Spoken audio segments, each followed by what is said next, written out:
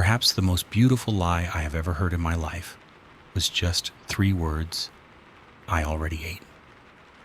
When I was little, I truly believed that my mother had already eaten before she pushed the bowl of rice toward me. I believed in her gentle smile, in the calm look in her eyes as she watched her children enjoy their meal. But it was not until many years later that I finally understood. Behind that seemingly simple sentence was a love so immense, a quiet sacrifice that no words could ever fully express. Throughout my childhood, I already ate was not just something my mother said at the dinner table. It showed up in every can of beans she set aside, every cookie she split in half. Every cold winter night, she gave up the blanket so I could be warm. And every Christmas party where she claimed she was allergic to chocolate just so we could have the last delicious piece. These were tiny moments, but within them was an entire lifetime of a mother's love. And today I want to take you through each slice of that memory, from the food stamps we used, the humble meals we shared, to the letter my mother hid inside my suitcase the day I left home for school. Each part reveals a deeper layer of what those 3 words, I already ate, really meant. They were not just words. They were the most beautiful, sorrowful melody of a mother's love. Stay with me until the end of this story, because somewhere in these moments, you might just see a reflection of your own mother. Maybe in just one brief flash of memory, your heart will ache a little, and then you will smile quietly, knowing that you too were once loved unconditionally. And maybe to truly understand why my mother always said, I already ate, we have to go back to the most difficult years of our family, when dinner started with nothing more than canned beans, a few food stamps, and her skilled hands turning scarcity into something warm and comforting. It was around the early 1960s. Our house was in a working-class neighborhood on the edge of town, not quite a slum, but definitely not fancy. The streets were full of potholes. The power poles leaned to one side. Rooftops were stained with coal smoke, and the neighbor's rusty truck would rattle and roar every morning. Most of the adults around us did manual labor in print shops, steel mills, rock quarries, or hauling freight at the train station. My father worked at a nearby quarry. It was dusty, back-breaking work, and the paycheck was never enough. Back then, the government had a program that gave out food stamps, a form of aid for low-income families. It was not real money, but little slips of paper that looked like checks, usually in light orange or brown with different face values. You had to tear them from a special booklet. My mother always kept them in an old fabric wallet with a zipper tucked inside her thin coat whenever she went grocery shopping. She never let me or my brothers see her using them, maybe because she did not want us to feel different from the other kids in town. Every time she came back from the store, she carried 2 brown paper bags. The smell of those bags, mixed with cabbage, canned beans, and cheap sausages, is something burned into my memory, the scent of making do, of quiet calculations a child could never understand. All I knew was that whenever there were cans of pinto beans or navy beans in the bags, it meant dinner was going to be goulash, the most special dish my mother knew how to make. She called it American-style goulash, though it was nothing like the Hungarian original I would later taste in a fancy restaurant. Her version had beans, elbow macaroni from the cheapest packet, a bit of thin tomato sauce, some sautéed onions, and if we were lucky, a few paper-thin slices of sausage. I remember once she had to use scissors to cut the sausage because the knife was too dull. She sliced them carefully so each of us got only 3 or 4 tiny pieces. She would start by boiling water to cook the pasta while the beans simmered on our small gas stove. Our stove had a manual ignition. She would turn the gas on, strike the lighter, give it a gentle twist, and poof. The flame would circle up, blue and steady, releasing that distinct gas smell. These days that smell might not seem pleasant to anyone, but back then it was a signal to me. Something hot was coming, something to fill the belly. Every time she stirred the beans, the wooden spoon would gently knock against the pot, creating a familiar clinking sound, a sound you will never hear in any modern kitchen today. That kitchen only had one bare bulb hanging from the ceiling. The dim yellow light cast my mother's shadow onto the stained wall behind her. On cold days, she would sprinkle in a little chili powder for warmth, so it does not sting your stomach, she would say. Even though it was just beans and noodles, she always ladled the goulash out with an old aluminum scoop, dividing it evenly, placing each bowl in front of us like it was a proper meal from a real restaurant. I remember exactly how it felt when she placed that bowl in front of me. It felt like care, like love, even when there was almost nothing left in the house to share. Me, Tom, and Billy would always fight to sniff it. First, the smell of beans with tomato and fried onions made all 3 of us swallow our saliva. Billy, the youngest and shyest, would eat slowly, saving his last piece of sausage while I always rushed through my meal. Back then, I never understood why my mother always ate last. I thought maybe she just liked it that way. It was only years later that I realized she had not eaten at all. There were nights I snuck back into the kitchen after dinner and found her washing the pot, an empty bowl next to her. She would drink a glass of water, and if I asked, she would smile softly and say, "I already ate. I am full." That sentence, to this day, it is still what weighs on me the most. There was one night I remember so clearly. The cold had frozen a thin layer of ice over the water in the sink.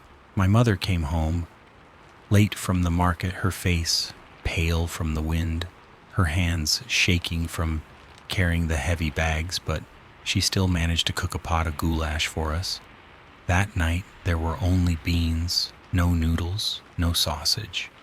The meal was watery like soup, but she still smiled and said, "New style goulash light on the stomach helps you sleep." The 3 of us ate every last bit. She just warmed her hands by the pot and sipped some hot water. I still remember the look in her eyes, gentle but exhausted, like a lantern running out of oil.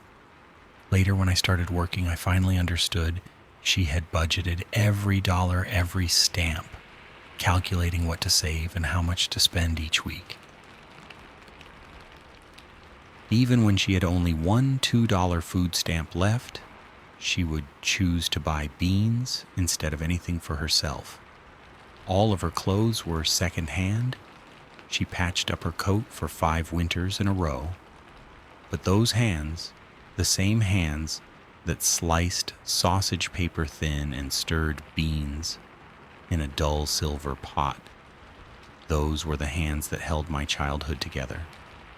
I used to think that goulash was poor people's food, but the older I got, the more I saw it for what it truly was, a dish full of love. Every time I eat it now, even in my cozy kitchen, I still taste something bitter in my chest. The taste of a childhood lacking in things, but overflowing with a mother's love. And whenever I remember, that old phrase returns like a breeze, slipping through the window. "I already ate now. It is your turn." I cannot remember the exact moment I realized my mother always took the smallest portion. Maybe I was 8, maybe 12. Those years have faded, but the feeling, never left. A kind of ache in the chest when you see someone always putting you first and never saying a word about it. Every meal back then took place in a setting so familiar I could draw it from memory. Our small kitchen speckled tile floor, always a little grimy, a worn oak table and 4 mismatched chairs, a yellow bulb hung from the ceiling, casting patches of warm light like moonbeams filtered through old curtains. My mother always set the table but never sat down first. She'd pour more water or wipe the already clean surface. I remember her standing by the sink, once watching Tom and Billy play in the yard. She stood there silently for a while, then turned back with a smile. Everyone sit down and eat. She never served herself first. By the time she sat down, the warmest meat and thickest slice of bread were already on our plates. Her portion, 2 slices of cheap white bread and a thin smear of peanut butter, so thin you could see the bread beneath. Back then, the discounted peanut butter was gritty and separated dry on top, oily below. She stirred it as best she could, eating slowly, almost like she was trying to stretch the moment, so no one would ask why her portion was so small. I remember one October afternoon, the weather turning cold. Mom made meatloaf a luxury for us, ground beef, old breadcrumbs, tomato sauce. She packed it into a metal tray and lit our worn-out gas oven by hand. Sometimes it wouldn't catch, and she'd sit fanning it with a newspaper until the flames lit. When it was done, she sliced it into 4. 3 big pieces went to me, Tom, and Billy. The last she split in half, kept a tiny sliver, and wrapped the rest for tomorrow. I stared at her plate. It was barely enough. "Is it good, Mom?" I asked. She smiled. "Yes, it's delicious." "Make sure you eat up." I believed her then, but later as a father I understood no one craves something so plain. They endure it for their kids. Once I pushed my plate to her. "You eat it, I'm full." She shook her head. "Finish it, I've had mine." I glanced at her plate, just a few cold crumbs. She did this over and over, always taking the smallest share. Gently, quietly, no praise, no recognition. That's how she lived, not through grand gestures, but by stepping back every day, just enough so we could move forward full. There are winters no time can erase, not for the snow or cold that froze the windows, but because in that chill I saw my mother's love, stronger than the flickering flame in our old kitchen fireplace. Ohio winters were brutal, not windy, but silent and biting. Mornings were blanketed in white sky, ground blurred together. Snow climbed over steps, froze doorknobs hung heavy on the tin roof. The house groaned with every gust. The cold crept down collars and into socks. But stepping into the kitchen, seeing my mother, that cold seemed to ease. She made it safe again.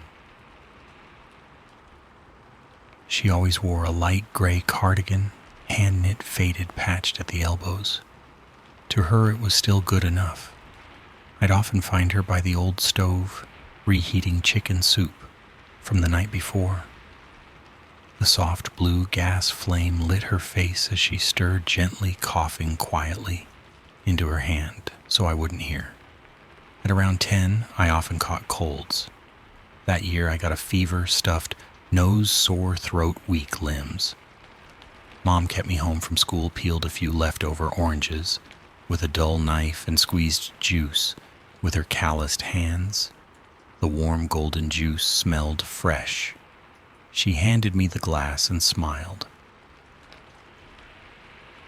"Drink up. It'll help you feel better," I asked curiously. "Aren't you having some too?"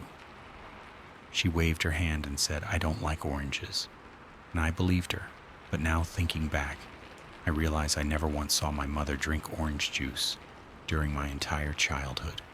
The oranges in the fridge always disappeared, but all that remained were the dried peels. I understand now she did not dislike oranges. They just were not meant for her. They were for us. And her chicken soup? It was nothing like the kind people get at restaurants loaded with chicken and perfectly chopped vegetables. Her soup was made from old boiled bones, thinly sliced onions, a few soft pieces of potato, some shredded carrots, and a small handful of rice to thicken the broth. The smell was strong, savory, a little odd, but it warmed you all the way down to your core. Just the scent alone made me want to crawl deeper under my blanket and listen to the quiet stirring of her wooden spoon. That day she reheated the same pot of soup 3 times. The first was early in the morning. She scooped a bowl for me, blew on every spoonful, and fed it to me herself. I lay on our old sofa covered with a thin blanket while she sat on the floor beside me, pressing a warm cloth to my forehead. When I finally fell asleep exhausted, she reheated the soup again for Tom and Billy when they got home from school. Then in the evening, the soup went on the stove for the 3rd time, the final time, to become dinner for the whole family. By then the broth was bland, the vegetables were mush, and the bones had no flavor left.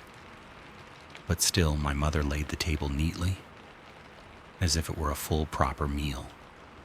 She poured what little was left into her bowl, added a slice of burned toast, and said the same words I had heard 100 times. "Go ahead and eat. I already ate." I was too young to understand that this pot of soup was all we had left in the fridge. I just remember after dinner my mother walked into her room, and then I heard her cough. A long, dry cough, muffled like she was afraid of waking someone up. I pulled my blanket over my head and pretended not to hear, but my heart pounded in my chest. All I could think in my childish mind was, if Mom gets sick, who will make soup for me? The next morning she still got up early, still wore that same faded gray cardigan, still spoke with that same soft voice. "I'm fine. I feel okay." But I knew she had coughed all through the night. Now whenever winter rolls around, I often make chicken soup. Linda always laughs and asks, "Why do you keep making the same soup?" I just smile. I do not explain. I never tell her that this soup is what kept my childhood warm, that it is the same soup my mother reheated 3 times in a single day just to make sure her children had enough to eat while she drank warm water and quietly told us, "I'm fine. I already ate." Those winter days, with the reheated chicken soup and the glass of orange juice my mother claimed she did not like etched into me, a quiet lesson about endurance and sacrifice. But I never expected that was only the beginning, because some winters are not just bitter from snow and wind, but also from something colder, the loss of a job and the silent emptiness that clung to the men returning home from the quarry. That morning the sky was thick and gray like the ashes left in a fireplace after a long night. No snow was falling, but the damp wind slipped through every crack in the wooden walls, howling just enough to make the whole house shiver, like one more storm might be enough to blow it all down. My father sat at the kitchen table. In front of him was a wide-open newspaper, the pages fluttering with every breeze. But his eyes were blank, not focused on a single word. His hands wrapped around a coffee cup that had long gone cold, trembling slightly, as if trying to hold on to the last fragile thread of normalcy. My mother stood behind him. She said nothing. She did not try to offer comfort with words. Instead, she gently placed her thin hand on his shoulder, a brief feather-light touch.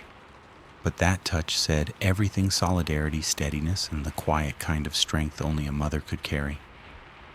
I sat at the end of the table, my heart tightening in my chest, feeling the heavy air settle over our little kitchen. Then my father finally spoke, his voice hoarse, low, like the wind howling outside. They closed the quarry. Just 4 words, but to me it sounded like a hammer striking stone deep underground.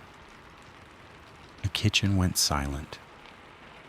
Even the small flame beneath the kettle on the gas stove seemed to crackle louder than before. I did not fully understand what it meant, but the weight in my father's shoulders told me everything I needed to know. The eastern quarry, where my father had worked for over 20 years, had shut down for good. The news spread through the town like a cold gust of wind. Mornings that once rang with the roar of drills, the rumble of trucks, and the thick dust coating the wooden fences suddenly went quiet. In its place stood a rusted iron gate, a tilted for lease sign swinging in the wind, and clusters of men walking home with heavy steps and empty hands. My father was one of them. That day my mother said nothing. She quietly cleared the dishes, reheated some leftovers, and tucked her worry behind her eyes. But the very next morning, before dawn even broke, she was already up. I heard the creak of the front door and ran to the window. My mother was wearing her old brown fleece coat, carefully buttoning each button to keep out the wind. Her feet stepped into the muddy road, hardened from the night's frost. Her worn shoes sank slightly into the frozen slush, leaving behind shaky footprints. The wind blew against her, lifting the edge of her coat, but she kept walking, never looking back. I stood behind the icy glass, my hand pressed flat against the cold surface, as if trying to reach for her, but all I could see was her figure growing smaller, fading behind the low wooden fence at the edge of our yard. A few days later, she found work, a job no one in the neighborhood had even considered: laundry work at the Petersons' shop. The Petersons were the wealthiest family in town. They owned a row of storefronts and the ice cream parlor that had once been my childhood dreamland, the place where we would press our faces to the glass in summer, staring at those perfect scoops we never dared to ask for. Now my mother would walk into that same place, not to buy ice cream, but to wash clothes for their rich customers. She was not assigned to the machines. They gave her the special tasks, the kind even regular staff were afraid to ruin: hand-washing cashmere sweaters, one at a time, pressing imported tablecloths until every crease was perfect, air-drying silk sheets that could never be tumble-dried. I remember passing by the shop once. The front glass was dusty, but I could still make out her figure. She was bent over a metal wash bin, arms submerged up to the elbows in cloudy soap water. Her hair was tied back, her faded shirt collar soaked and clinging to her skin. Her face was tired lips, pressed tight, but her eyes were steady, as if silently reminding herself, "Be careful, do not mess this up." In the evenings, I would often hear the front door before I saw her. She stepped into the kitchen carrying the marks of her long day red raw hands, wrinkled fingers, a few spots, blistered like popped bubbles. Her coat was still damp, her pants spotted with dried mud, her socks heavy.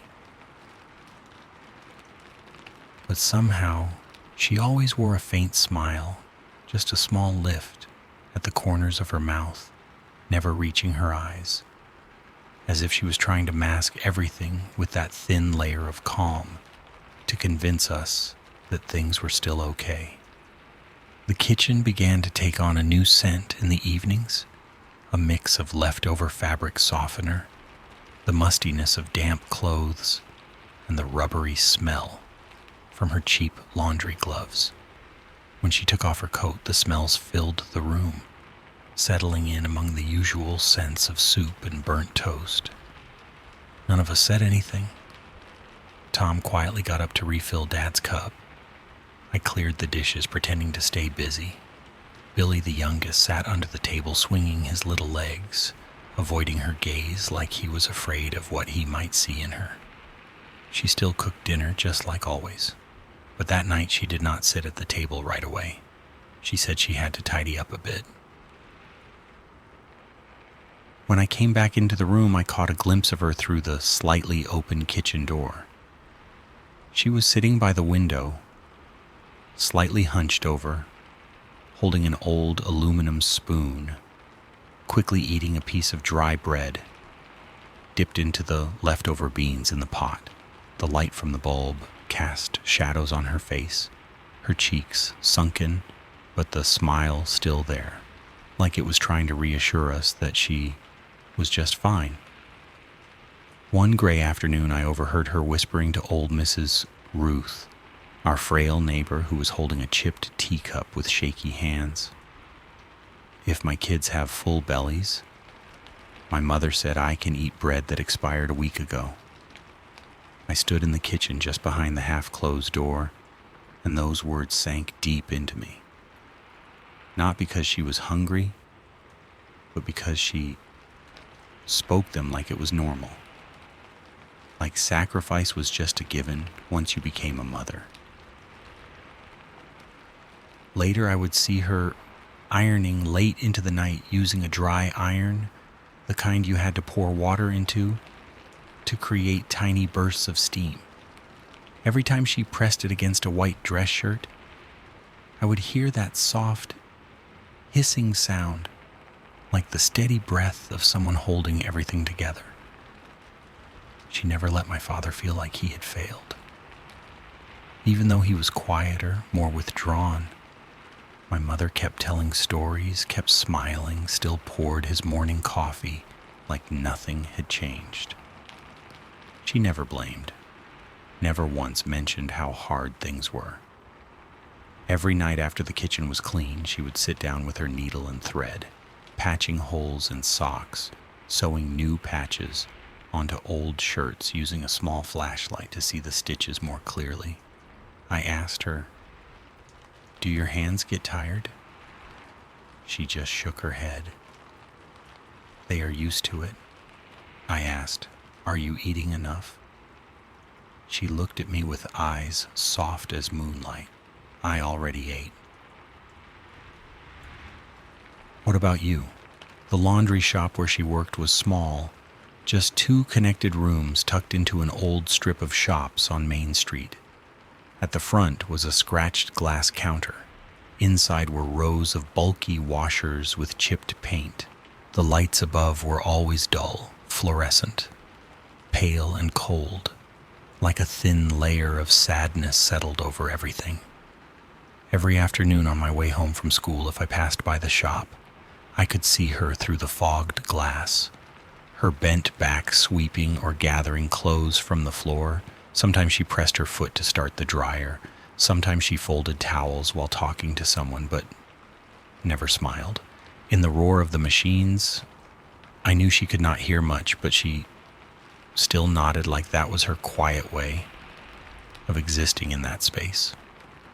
She usually got home after 6, sometimes closer to 7.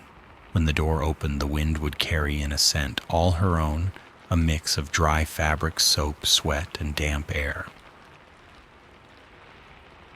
I remember clearly how she would take off her coat, covered in lint, hang it on the bent iron hook in the kitchen corner, then roll her shoulders, like she was trying to shake off an invisible weight. Under the yellow light, her hair was stuck in damp strands, her cheeks sunken a bit, lips chapped, but her eyes still shone. I once reached for her hand when she'd just come home. Her palm was ice cold, rough, and dry like sandpaper. I asked her why her hands were cracked like that. She said, "I don't even notice." They're just a little dry. But that night, I heard her softly groaning in the bedroom. Low, quiet sounds between breaths. I sat up, but I did not call out. I just lay there feeling a lump form in my throat. No one said it out loud, but after my mother started working, the rhythm of our home changed. My father spoke less. He sat on the porch bench staring at the road. Tom started waking up earlier to deliver newspapers. Billy helped sweep the porch. I started washing my own clothes, even if it was just a few pieces. But none of our adjustments could match what my mother gave up.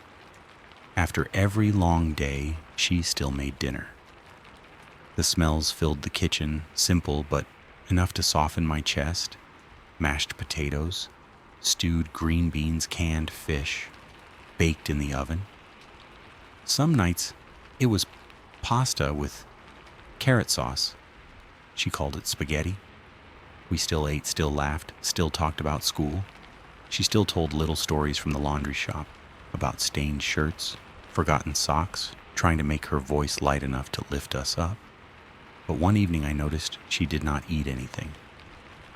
She just drank warm water and said she was full from lunch. But I knew what her lunch had been, just a slice of dry bread with some leftover butter from the day before. I saw her glance quickly at our plates, not because she was hungry, but because she was counting. Is it enough? Did she portion it right? I said nothing. But after that, I began leaving a little bit on my plate, pretending I was full, pretending I'd lost my appetite. She would gently scold me, "Don't waste food." But then I would watch her quietly gather the scraps, wrap them in a cloth, and place them into a container in the cupboard. I snuck a look. Once it was just some cold rice, a burned corner of fish, and a piece of bread so stale it no longer had a smell. But to her, that was her portion, her way of saving something for herself after everything else. She never asked for a day off. Even when she had a mild fever, even when her hands were swollen and red from detergent allergies, she kept going. One day she walked through the rain to the shop, soaked to the skin, shivering, and still bowed to customers, still folded towels like she was tucking away her exhaustion, hiding it between clean linens. I remember one stormy day she came home later than usual. I stood on the porch waiting. She passed through the gate carrying 2 bags of neatly folded laundry private jobs she had taken on for extra income. She was drenched, her hair stuck to her forehead, her lips purple. I ran to take the bags. She just smiled and said, "The wind blew some rain and it's nothing." Then she quickly changed clothes, headed to the kitchen, lit the stove with trembling hands, and repeated the familiar rhythm of love. And I never once heard her say she was tired. Only once, just once. I walked into her room late one night. She was sitting in the dark, no lamp, not knitting, not folding, just sitting there. Her hands rested in her lap. Her eyes stared at the floor. I quietly backed out of the room, not saying a word, because I knew sometimes even the strongest person needs a moment of silence to breathe. And if ordinary days were just a gray painting of struggle, then Christmas felt like a single sliver of light. Not enough to warm the whole year, but enough to make children like me believe that magic was real. Christmas of 1968 did not arrive with the joy I had imagined as a child. The sky brightened and darkened far too quickly, and outside only silence and cold settled over our small street. The windows were fogged up with moisture drops of condensation, slowly sliding down and disappearing under the dim yellow glow of an oil lamp placed in the middle of the living room. The house was dark and cramped with furniture, but the 5 of us, my parents, my 2 brothers, and me, sat close around the fireplace, our eyes fixed on the flickering flames, dancing over glowing coals, trying to catch whatever warmth we could find. Suddenly, a gentle knock echoed from the end of the hallway. The sound, sharp in the stillness, made everyone flinch. My mother looked up, her eyes lit with a mix of surprise and quiet hope. I nearly jumped to my feet. The door opened and my father stepped in from the porch, carrying a large, dark brown cardboard box. The corners of the box were damp from the fog. He gently pushed it inside, and from the crack in the lid, thin wisps of steam escaped, blending the smell of damp paper and burning wood into the air. I rushed over, wrapping my arms around the box like I was hugging the very warmth of winter itself. My heart pounded, my eyes fixated on the scribbled words in black ink on the top from St. Mark's. "Merry Christmas to the Wilson family." I read it out loud, voice trembling. Just a few simple words, but to a child it felt like a moment of truth. Someone out there, someone we had never met, remembered that our family existed. When the box was opened, the entire room seemed to light up. Inside were things we usually only saw behind the glass at the store: a few cans of meat, a pack of cookies, and the thing that made me lose my breath, a small bar of chocolate. That was all, but to me those were the three most magical treasures in the world. I carefully pulled out the can of meat first. The tin was dull, the label smudged, probably the kind of thing left forgotten on the bottom shelf. But when my mother opened it, the salty, savory smell filled the room, and my stomach growled in anticipation.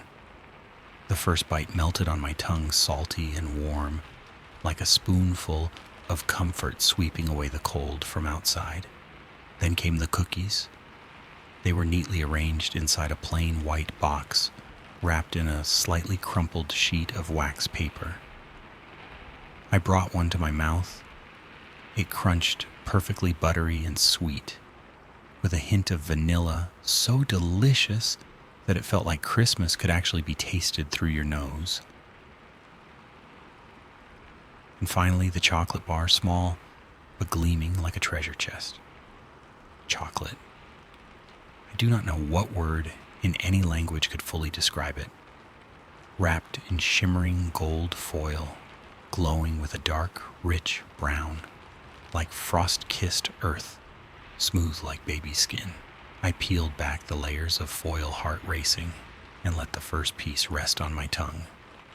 Sweet at first, then gently bitter, like a Christmas kiss right on the taste buds.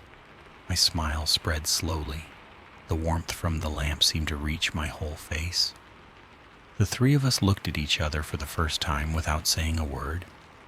We understood magic was real, and it was having each other on a cold night. That is a memory, etched deep the small gift box, the first taste of chocolate, the golden candlelight, and my mother's warm gaze. Without that box, maybe we would never have known what a Christmas miracle felt like.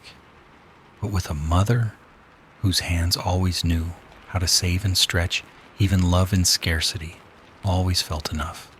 A quiet night lit by the soft, flickering flame of a tiny candle on top of our old refrigerator. The three of us huddled around the last bit of chocolate, our eyes bright with wonder. Billy, the youngest, took a deep breath. Tom stared at the glossy brown like he was seeing the moon for the first time. And me, my heart felt weightless, like it could float. Then Mom walked in. Her steps were so soft. The sound of her wool socks on the floor felt like waves lapping on a frozen shore. She did not reach for a bite, did not pause in the doorway. She just stood there for a moment, gazing as if through frosted glass, where the golden light spilled into the room. Finally, she picked up a cup of warm milk. Steam rising gently like a tiny beacon of warmth. And she said softly, I'm allergic to chocolate. The three of us reacted in perfect sync, our eyes lit up, our hearts racing. I did not know whether to believe it, but the excitement was so pure I could not question it. Tom let out a small laugh, like he had just won a secret game. Billy winked as if he had just witnessed real magic. And me? I smiled, feeling like I just received an invisible gift. Not chocolate, but a wordless kind of love. We never stopped telling that story. Mom stood there, her small frame bathed in the dim candlelight of that tiny Christmas flame on the fridge. The light flickered against her cheek, catching soft strands of graying hair. No more words were needed. We forgot about the meatless beans, the modest dinners, the freezing air pressing against our window panes. All of that melted in that one moment, leaving only a tiny happiness dissolving like chocolate on the tongue. I remember Tom nudging my hand under the table and whispering, "Allergic, right?" Both of us chuckled, holding on to that tiny secret like a hidden candy in the heart. Billy sucked on the last piece, eyes gazing at Mom's face, then smirked as if to say, "I know you only said that to make us happy." In that moment, I understood. Christmas miracles were not about the gifts. They were about the reason behind them.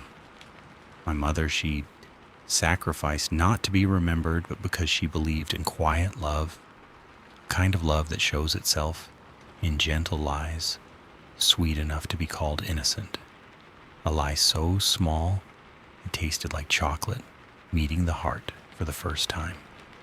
But Christmas passed like a soft dream, a warm winter night, a tiny chocolate bar, and one sweet little lie melting into childhood, belief. But behind that glow, winter marched on. The long days without holidays continued quietly. And my mother, she kept returning home, with her arms heavy, her shoulders damp from the wind, and her purse always light, like it never carried anything, just for her. In the late afternoons of winter's end, when the gray sky stretched down to our doorstep, I still remember seeing her walk home from the market, brown paper bags, swaying heavy with canned beans, loaves of bread, and leftovers meant for us. The soft sunlight flickered on the old wall, catching the silver strands in her hair, not bright enough to reveal the fatigue resting on her hunched shoulders. I stood in the kitchen doorway, breathing in the last bit of winter air lingering on the porch. She still wore that old wool coat, years old, patched at the armpits, a patch sewn from the same cloth she wore when she sent Tom off to the army. It was not stylish, not very warm, but it was a home coat, something she thought did not need replacing because it still blocked the wind. She always gave us new coats. Every winter, my brothers and I had something warm to wear, while she continued to patch up the same coat, mending every loose thread each time the wind blew through. I cannot recall her ever buying anything for herself, except once, when she bought a box of headache medicine, the only time I ever saw her get something just for herself. I had bumped into her at the pharmacy after school. She stood by the shelf, hand trembling slightly, as she held a small box labeled acetaminophen. She looked at the price, then looked at the money. Her face shifted, slightly softened with quiet hesitation. I walked up to her, meaning to ask if she needed help. She nodded, slipped the box into her thin coat pocket, and smiled softly like a passing breeze. I sighed. My mother had always endured everything so we would have enough, so much so that no one ever noticed she was going without. But that day, she thought of herself, and quietly she took what she rightfully deserved. There were afternoons when she returned from the market feet, aching hands, sore from carrying too much. Yet the first thing she would ask was, "What would you like for dinner?" as if nothing had happened. The smell of the market came with her into the kitchen, paper bags, boiled cabbage sausages. I would inhale it all. It always smelled like love, even if it was just beans and pasta. She often told us, "Eat until you are full." Then she would portion everything and wait until we had finished our first bowl before sitting down with the smallest share. Back then, I never wondered why her serving was so tiny. But now I remember every small slice of bread, every paper-thin cut of sausage. When I walk home now, I still hear that phrase echoing, whether prices change, whether street lights glow golden or not. One rainy afternoon, I watched her through the window. She walked slowly, face tucked into her patched coat. Rain soaked her hair and sleeves. She never let me get wet bending to pick up my raincoat as she walked. I said nothing. I just held her hand. My tears were warm. Because sometimes the most unexpected things are the ones we carry with us forever. And I finally understood. It was never that my mother did not buy anything for herself. It was that she never believed she deserved to. Mothers think that way until someone points it out, a note tucked into a coat pocket, or Linda quietly serving her a plate first. Only then does she realize she is cared for too. One time I took a photo of her sitting by the window, chin resting on her hand, gazing outside. Behind her was the old chair with worn-down corners. I posted the photo with the caption, "Mom in the sunlight by the windowsill." My friends left comments. "So sweet.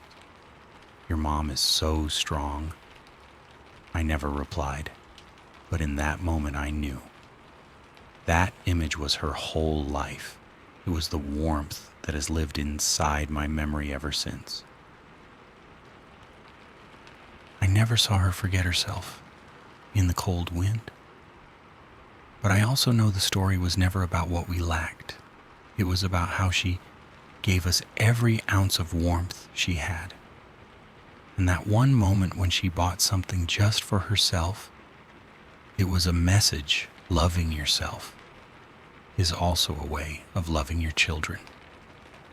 I knew dinner had long gone cold that night, but I still walked slowly home like I was drifting through a dream. It was a late autumn evening when dry leaves rustled across the porch, and the street lights outside cast only a faint shimmer across the window pane. Basketball practice had run longer than expected. I had gotten completely caught up in the passing drills, the sound of shoes whispering on the hard court, my heart racing with every throw. Time slipped away unnoticed until I realized the sky had already turned pitch black, and I had not yet gone home. When I walked through the gate, the silence felt strange. No radio humming from the living room, no sound of soup bubbling on the stove. Just the steady rustling of leaves outside the porch. I held my breath and pushed open the kitchen door, and froze when I saw my mother. She was sitting at the table, but not in the center where meals were usually shared. She faced away from me. The only light came from a small oil lamp by the fireplace, flickering dimly, casting a yellowed glow over the corner of the room. My mother held a spoon, lifting cold rice to her mouth, slowly chewing each bite quietly. The old clock on the wall ticked steadily, like time itself had slowed down, just for her. My heart felt like it cracked open. This was not the mother I'd always known, the one who cooked with love, gathered warmth in the kitchen, and waited for us to sit down before tasting the first spoonful of hot soup. But now, there she was eating cold leftovers alone without the lights on, saying nothing. And it seemed like she was not waiting for anyone anymore. I did not say anything. I did not want her to know I saw. I thought if she knew, it would make the moment disappear. I stood behind the door, the firelight flickering just enough for me to notice the mended stitches on her shoulder. That familiar shape of hers, so small and quiet, began to fade into the shadows. The sound of her spoon tapping the plate, the fire crackling softly. It all became a suspended moment. I could not see what was in her bowl, but I remembered that night she ate the last portion. The coldest. The part nobody wanted. As if it had always been her habit buried deep through the years. She pulled her sweater tighter over her shoulders and leaned back down to finish. And I thought she does not need me to see her like this. She does it so we do not worry. But that night I could not feel peace, only a quiet, nameless sadness. After a long silence, she looked up. I stayed still watching. Her eyes were a little red, her hands a little shaky, but she forced a soft smile like a final spark that refused to go out. "You're home," she said gently. My throat closed up. I nodded, eyes stinging. "Come eat," she offered, then turned on the light. The electric light poured over the kitchen, brightening everything. Suddenly the room felt bigger. I helped reset the table. My mother still kept the smallest portion for herself, as always. But this time I knew she had made an effort to show me that even when tired, even in silence, she was still there with a love that never ran out. That moment became a marker in my life. The first time I realized a mother's love is not only in her hugs, but sometimes in the quiet sadness you happen to witness. The feeling has passed, but it has never faded. I walked across the damp bricks outside the sea air from the evening breeze tugging at my jacket. Each step seemed to trace the story of our lives. The old kitchen door creaked slightly in the still air. I hesitated before stepping onto the wooden floor, its grain still visible, the scratches under the table where she once held my hands to help me take my first steps. In that space-time seemed to slow down. There was no rain, but I could almost hear the sound of boiling water in memory. The whispering steam, now gone, replaced by the faint wind that carried the scent of the fireplace, old wood, and dusty cabinets. I closed my eyes, took a slow breath. My heart felt like it was trying to bloom one last warmth in the dim night. My mother sat there like a memory stretched across the room. No dishes clinking, no onion sniffles, only the soft clink of spoon against plate and the wind slipping through the door frame like a fragile echo.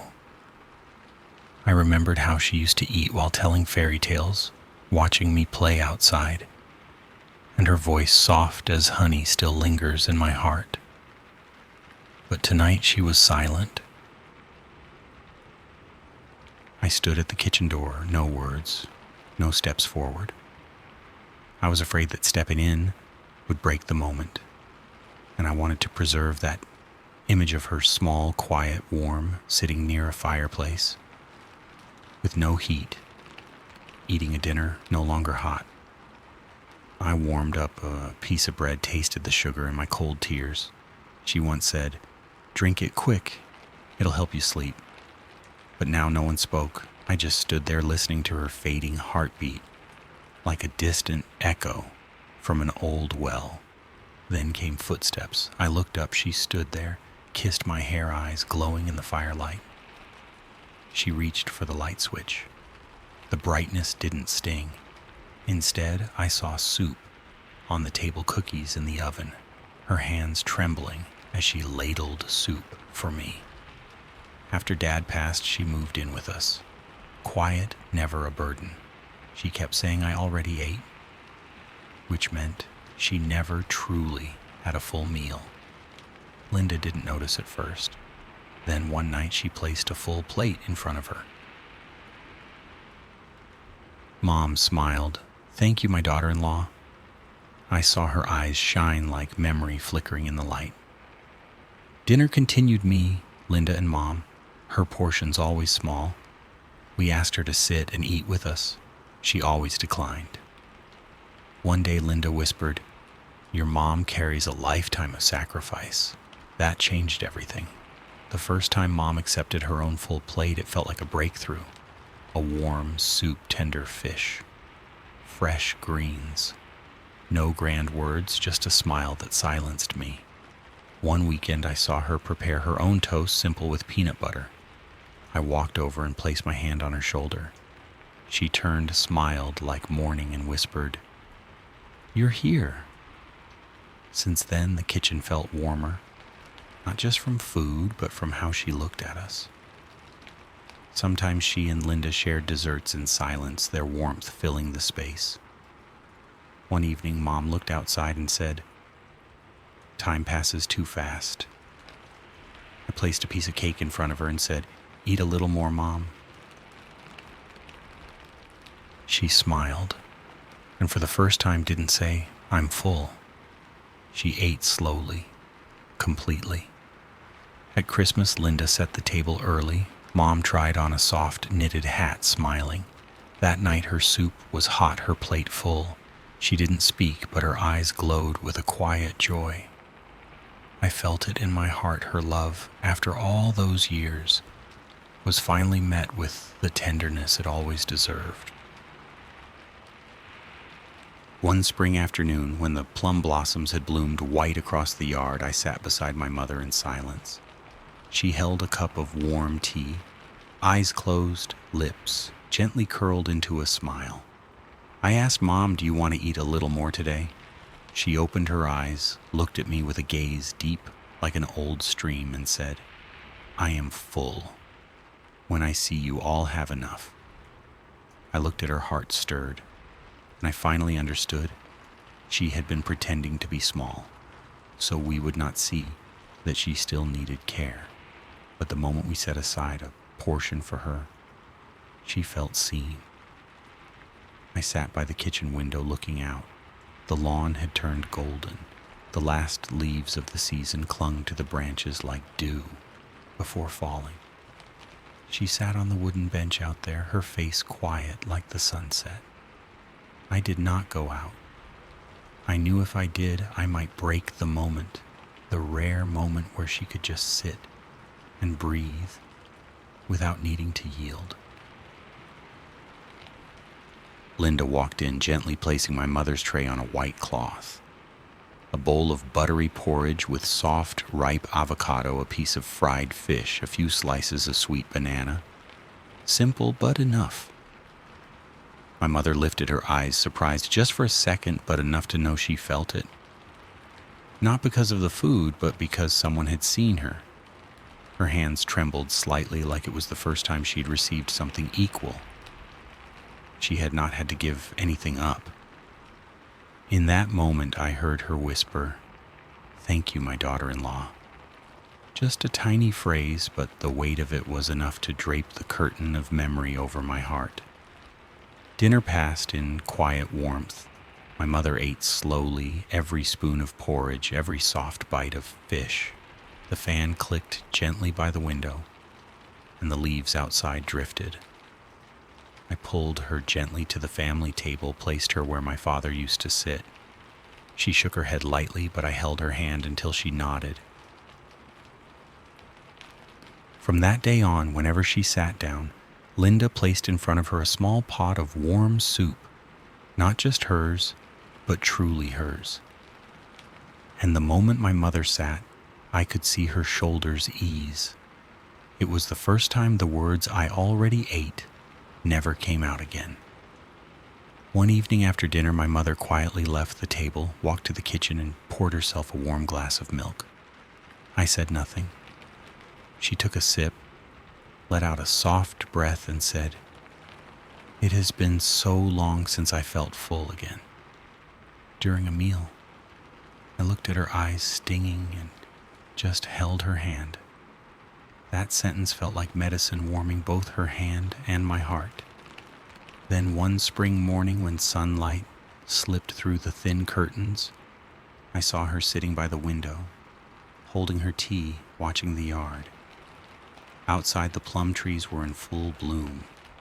I walked closer and asked softly, "Mom, did you finish your whole meal today?"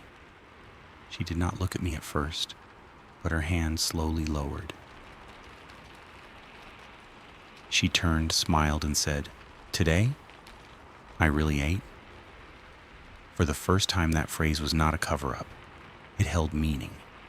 It was an act of receiving, of existing, of saying I matter too. I remember when my son, just like Tom, left for college. My mother came to visit. I told her to take it easy. She just smiled and said, "Go eat, I am full." But this time Linda quietly placed a bigger portion in front of her, and she finished every bite. I saw it, like a silent message. Love does not always need words. It only needs someone to look at you and say, without saying, "You are still here, and you are still loved." In those final days, my mother no longer took the smallest share. She never shouted, "I ate more today." But sometimes I saw her hold onto a piece of bread, her eyes heavy, when someone offered her the sweetest part. I knew those quiet meals had become warmth in her later years. I used to think I needed to teach her. But the truth is, she taught me love does not have to be grand. It is a final ray of sun shared a bowl, gently placed in front of someone, and sometimes it is just one small phrase. "Thank you, my daughter-in-law," warm enough to become a life story, more complete than any dinner. My mother lived with us for nearly 8 more years. 8 winters passed, and she still sat by the old window, holding an unfinished wool scarf in her hands, quietly watching the neighborhood kids outside. By the 8th winter, her weakness became unmistakable. Every step to the kitchen slowed, every spoonful of soup felt like a silent dialogue between will and body. But she still said the same old line, "I already ate," as if it were a promise she made to herself to stay okay so her children would not worry. Until one morning when fog covered the porch, I walked into the kitchen and didn't see her like I always did. The chair by the dining table was still there, but empty. My mother passed away on an April afternoon. There was no rain that day, only stillness. The kind of stillness you cannot name, like a blank space between words. No color, no sound, but it tightens the chest, like grief itself. I sat beside her. Her thin hand, slowly turning, cold, gently held mine. She did not speak. She simply smiled, a faint, almost powerless smile, and then, soft as smoke from an old stove, she left this world. Her funeral was simple. She told us before, "Don't make it a big deal. I don't want anyone troubled." We followed her wishes, a small farewell. Just family, a few old friends and longtime neighbors. No extravagant flowers, just a few white chrysanthemums and one old photo, a picture of her sitting on the porch, sunlight streaming through the trees, lighting up the frayed sleeve of her wool sweater. Since that day, our dining table has been missing someone. The chair she used to sit in, that old wooden chair our father made decades ago, is still there. We never moved it. Linda once suggested we store it away, but I stopped her. I didn't explain. I only said, "Let it stay." so it still holds some warmth. At every meal, I still look toward that empty chair. No one sits there. Linda understands. My children understand. Sometimes Billy comes to visit and falls silent when his eyes land on that spot. No one puts it into words, but we all know someone is still present there in a very quiet, very personal way. One late afternoon, I was home alone. Linda had gone to the store. The kids were grown busy with their own lives. I boiled water, made myself a cup of hot tea, and sat at the table in my usual seat to the right of the chair my mother used to occupy. Sunlight spilled softly onto the tabletop, thin as dust. The scent of tea mingled with the old wood of the cupboards and the lingering early spring sun on the tablecloth. I sat there for a long time. No food, no radio, just silence. Then, as if on instinct, I turned to the empty chair and whispered, "Mom, would you like to join me for dinner today?" The words slipped out gently like a breeze, brushing through the curtains. But hearing my own voice in that quiet room made my eyes sting.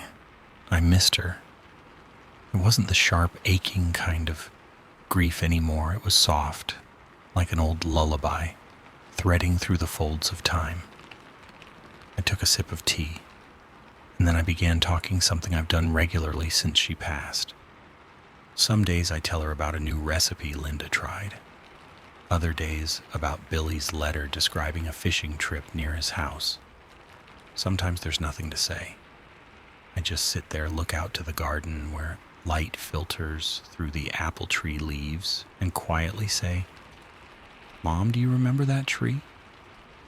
You used to hang laundry there." Linda once said you talk like she's still sitting there. I nodded, because honestly in my heart she never left.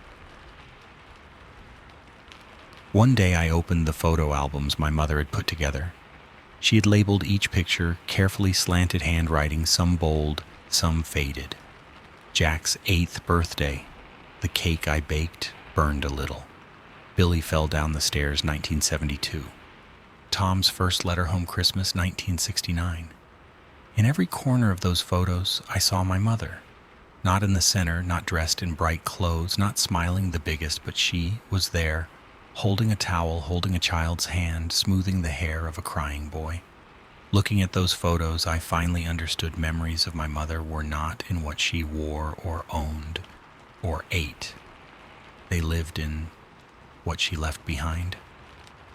A hand on a fevered forehead, a look when we failed a test, a whisper when we were sad, a piece of chocolate she pretended to be allergic to just to give to us, leftovers, late nights, the phrase I already ate which seemed so normal, but was really a lifelong lullaby. I've never heard that line again since she passed. No one at our table says Mom already ate. Linda eats her own portion. I do too. Our children don't need to give up bites for each other like we did as kids. The kitchen now is clean. Organized meals are always enough, sometimes more than enough. But still in that abundance, I feel something missing. Missing a familiar look. Missing the clatter of old pots. Missing a voice so light it felt like breath, but enough to warm an entire kitchen. To this day, the chair beside our dining table remains empty. I still place a napkin there as if she might return at any moment. No one touches it. Perhaps because we all understand deep down memories do not need to be preserved through things only a space for them to return to. If this story brings back even a single afternoon from your past, a late dinner, or just the image of your mother standing quietly in the kitchen, leave a comment below. Even if it's just one line, like my mom used to say that too, it might help someone else wandering through memory realize they are not alone. And if you'd like to journey with me through other pieces of memory, click subscribe. So when a new story is shared, you'll be the first to hear it, like hearing a familiar voice in a quiet evening. Thank you for listening to The Very Last Line.